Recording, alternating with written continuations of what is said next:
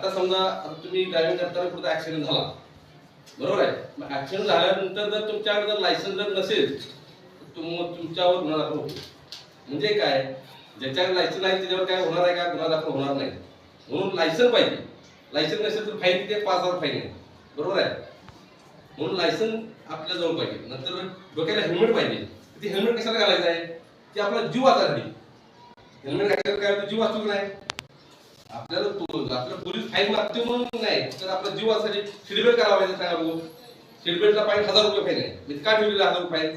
तिथं कारण आहे की आपला जीव वाचला. सीटबेल्ट आपण लावून काय होतो की किती मोठा ऍक्सिडेंट झाला तरी आपल्याला काय होत नाही.